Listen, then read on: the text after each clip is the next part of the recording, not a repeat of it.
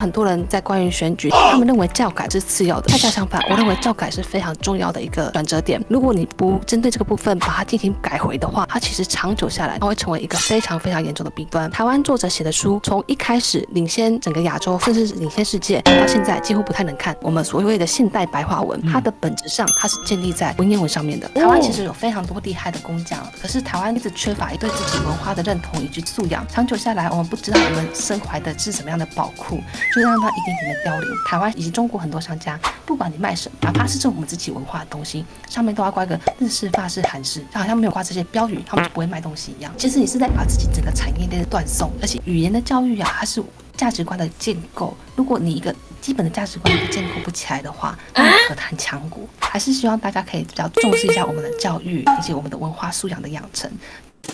Ladies and gentlemen, welcome the host. 大家晚安。我今天想要上来的主题是，因为这一阵子欧老师的发言得到很多人的注意，然后历史课这边有请欧老师来当做来宾。在这之中，我有很多赞同的观点和我不认同的观点，所以我想跟大家分享一下。好的。第一点就是国文课与文言课它重要的地方在哪里？除了欧老师所说的品德与思想的教育上啊，它其实还是一个很重要的。第一个是用词用语的文法课程，然后再来是它是一种很深度的文化浸染以及价值观的渲染。这个部分它是需要一个长年累月、日渐累积的过程，它是没有办法一蹴而就的。所以我其实是像很多人这次在关于选举，他们认为教改其实是次要的。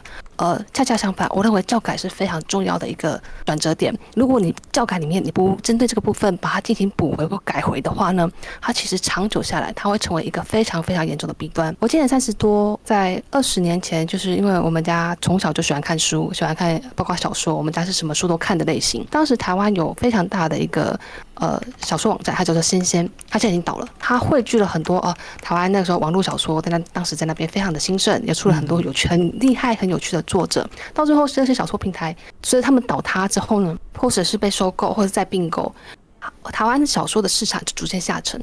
那我看小说看这么久，从小看到大，我的感想是，台湾作者写的书，从一开始领先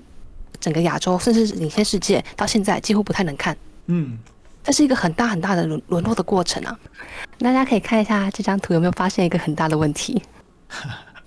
崎岖的张开干涩的双眼。对，就是这是一个常，我真的想要想，就是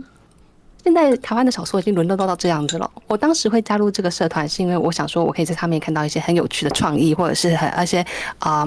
有趣的小说。但是后来我发现，我在这样的社团里面，我找不到可以看的文章。这个就是那为什么这个跟国文课有关呢？因为这个就是像崎岖的用法。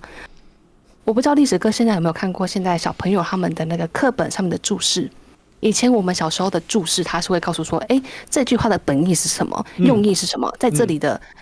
然后在这个课本里面，它的衍生意跟它是正解还是副解还是引用解，它会把这些东西全部讲出来告诉你。长久的累积下来，小朋友就知道，比如说崎岖，他现在注释上面它只有形容成处境艰难的样子。对，是，但是它其实是有文法潜规则的，它只能用在道路或者是能譬喻成道路的语境里面。小朋友们不知道，所以小朋友就把它用在这边。小朋友还觉得我没有错啊，这些小作者们。对，崎岖的张开双眼。这是一个常态上的问题哦，而且不是只有他，以及现在小朋友们他们。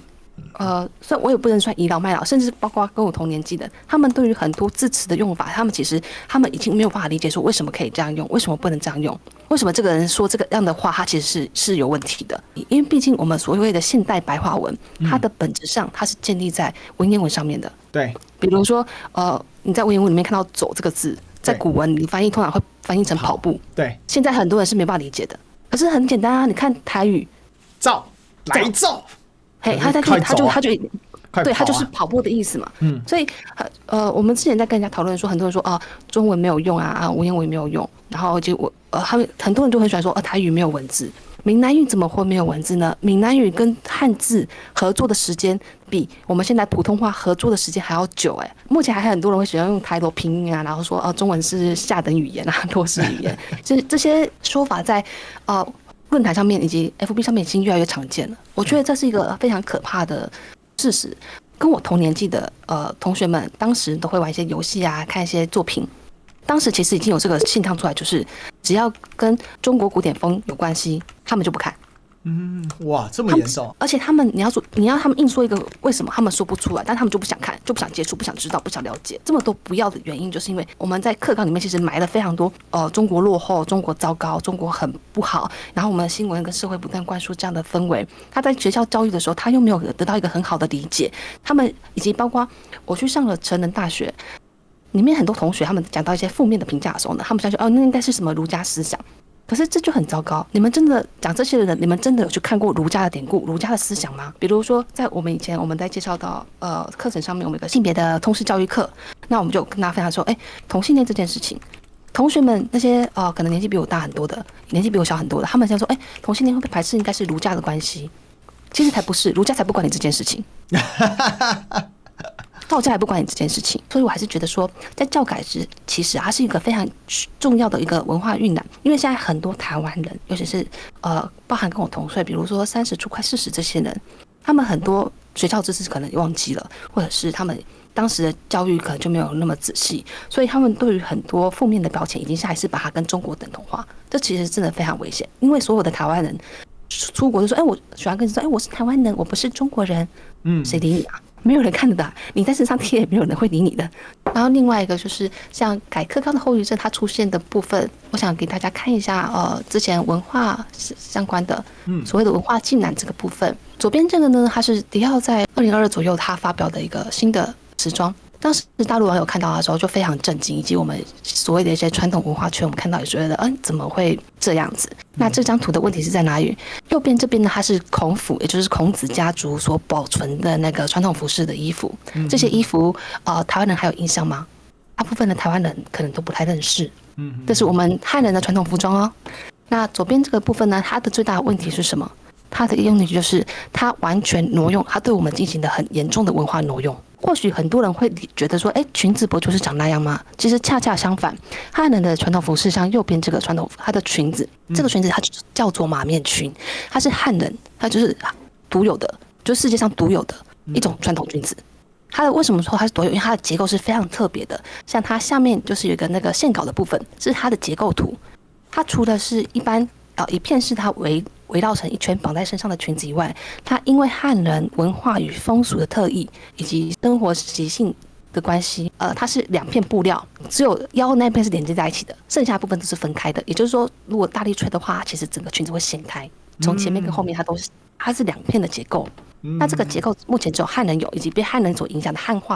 相对汉化的一些民族，比如说我记得部分苗族也有这件裙子，这是部分。然后以及周围一些小民族，他们就汉化比较重的，他们才会有这件裙子。这件裙子它是汉人独属的文化，但是当时在炒这个部分的时候，很多台湾人都会说，不过就是一件裙子，就是有什么，就是他们觉得中国那边大惊小怪。可是其实台湾这边也是有进行一个很大的反弹。迪奥的回应就是他在2023年4月左右呢，他让一个中国的 model 他发了一张这样的图，这张图一发出去呢，他下面就开始经历过一些。所有人都立刻觉得这件事情不太对劲，因为他们觉得这个是一种种族歧视。那一样又有台湾人或者一些部分的香港人，或者是部分的马来西亚人，他们的立场就是仇中这些人，他们会立刻说，中国人过度敏感啊，中国人自以为是啊，就是这个歧视，它不是只有歧视中国人，这个歧视是所有的亚洲人。这个 Chink 其实就是在讽刺这个，就是像这些大牌啊，他们都会一段时间，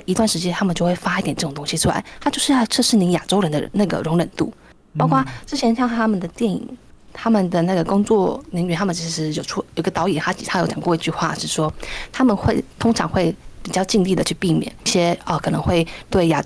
中国人，就是对华人产生种族歧视的一些用词用语以及布景，因为中国人会介意。那日本人不介意，所以日本人没关系，可以随便用，可以随便侮辱。这是一个美国好莱坞导演他的发言。所有的文化上的冲突以及引用啊，它其实是背后都有很深的含义的。你看到那些，你觉得可能是不小心，绝对不是不小心的，因为电影以及时尚，它是背后需要花费非常多东西调查的一个非常多前置作业的一个产业。在2021世界女排联赛里面的那个塞尔维亚的那个选手，他就对他对面的泰国选手比出这个表情，比出这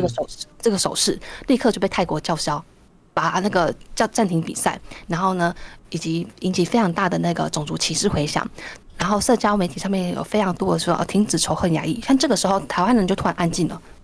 我们突然就不会去跟泰国人说，你们太敏感了，你不要自以为是啊。